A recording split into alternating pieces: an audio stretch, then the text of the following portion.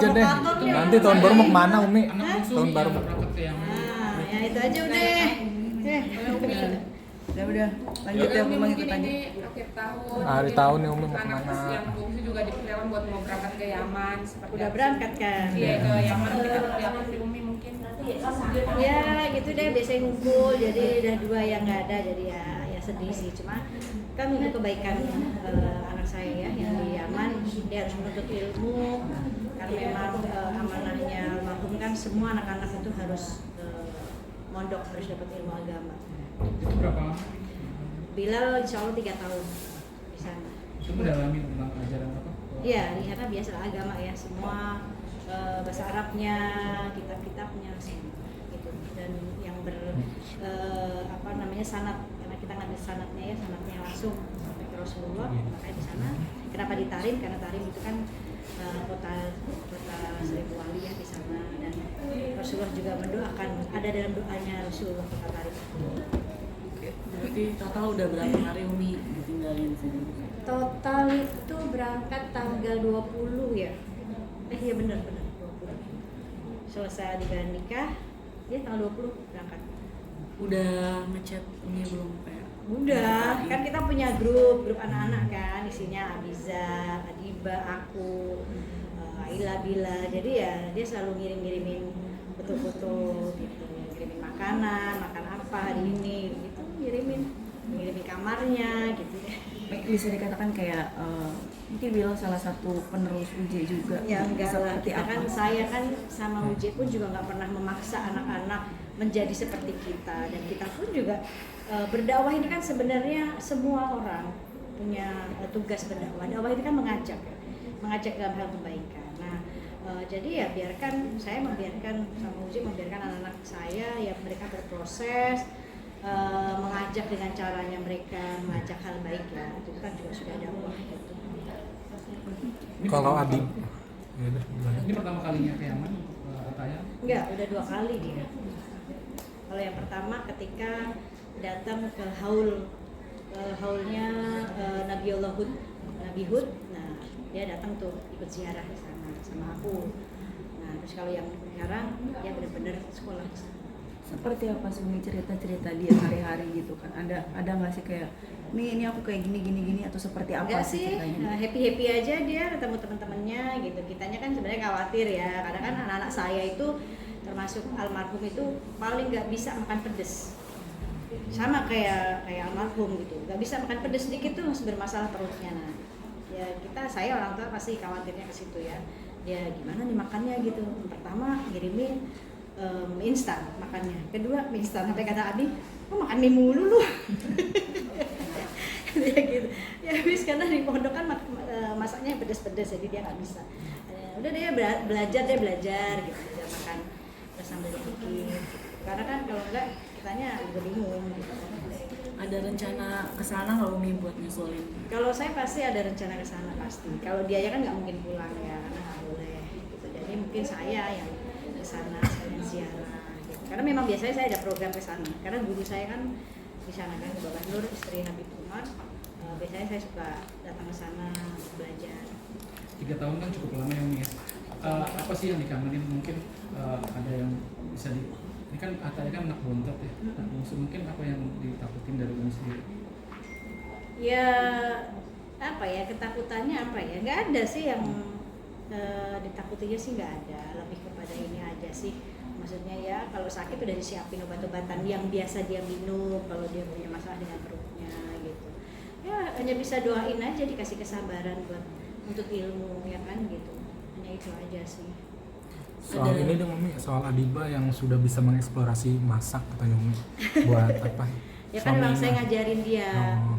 Jadi kita punya kegiatan itu kadang suka masak bareng kan. Jadi ya saya bilangin, maksudnya kalau jadi istri itu sebelum suami bangun, istri sudah harus bangun duluan, sudah harus nyiapin keperluannya, makanannya, gitu. Harus bisa masak, walaupun nggak harus tiap hari masak, tapi setidaknya adalah suami itu nyobain masakan istri.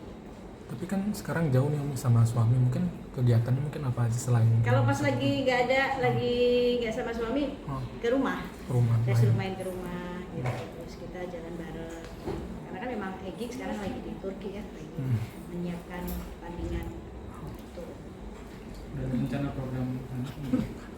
saya emang nggak mau nyuruh gitu. Oh, Nanti berarti anak Umi belum terbebani, berani biarin nyuruh. aja gitu, biarin aja apa namanya, semengalirnya aja.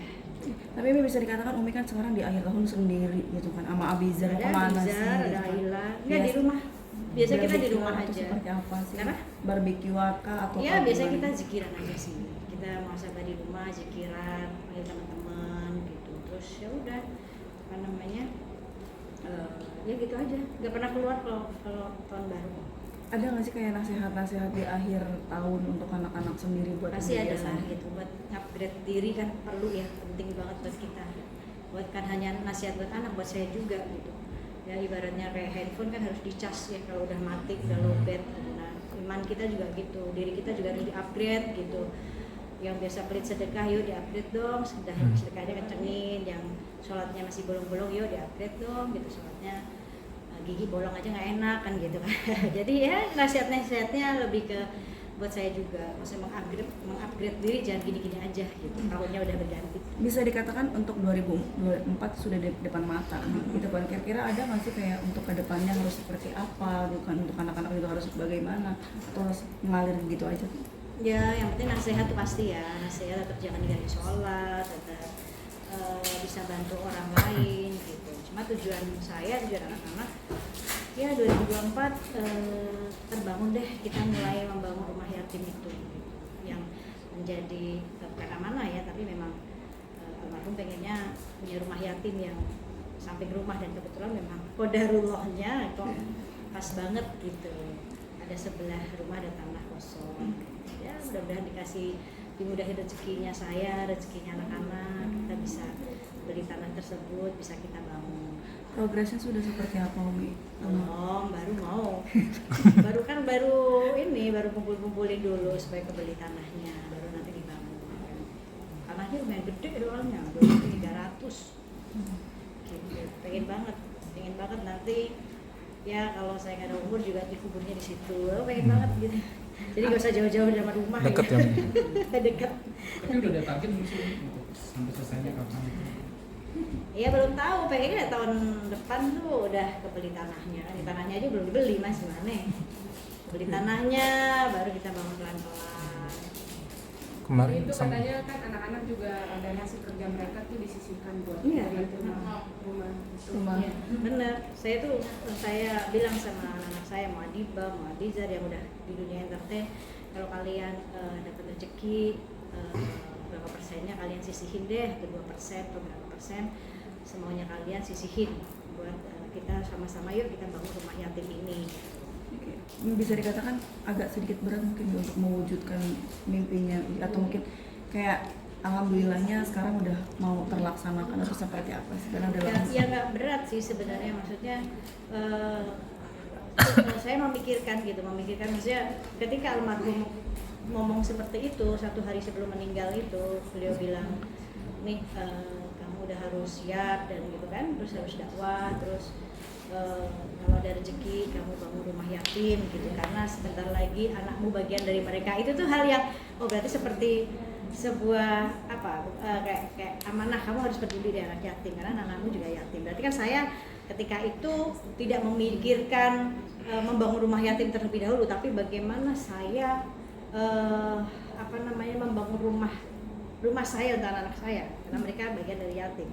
Saya membangun kekuatan mental anak-anak saya dulu gitu, karena mereka bagian dari yatim gitu. Jadi saya amanahnya mungkin lebih ke ya didik anak-anak dengan benar dulu gitu kan, sampai akhirnya ya kita bisa mewujudkan rumah itu gitu. Maksudnya mikirnya tuh beliau sebelum meninggal aja memikirkan kalau seorang istri ditinggal suami, punya anak banyak, kalau nggak punya rumah itu gimana gitu. Nah begitu juga nanti anak yatim yang ketika bapaknya meninggal, terus ibunya punya anak yang sampai akhirnya anak yatimnya ini putus sekolah, nggak punya tempat tinggal, kalau tinggal di saudara bisa berantem, itu bagaimana? Itu aja beliau memikirkan hal tersebut gitu. Ya, itu ada di beliau, concern banget gitu. Kok bisa gitu sebelum meninggal beliau memikirkan hal ini gitu. Ya, jadi ya udah kita berusaha, ya udah yuk Bismillah gitu.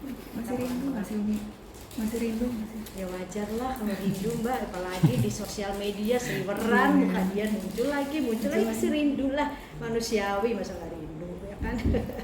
Umi, soal hukum suami ingin mempertahankan rumah tangga sedangkan istrinya mau cerai, itu yang terjadi sama Ujung-ujungnya kayak yang lain kayaknya. sama Amar sama Ibel gimana Umi? Nah, kan udah tebak nih dia nih. Kalau aku rindu. Gimana Mu itu pandangannya di sini? Apaan maksudnya gimana? Hukum suami ingin mempertahankan rumah tangganya sedangkan istri mau cerai gitu Mi. Gini, Pada gini. Ibel sama Amar.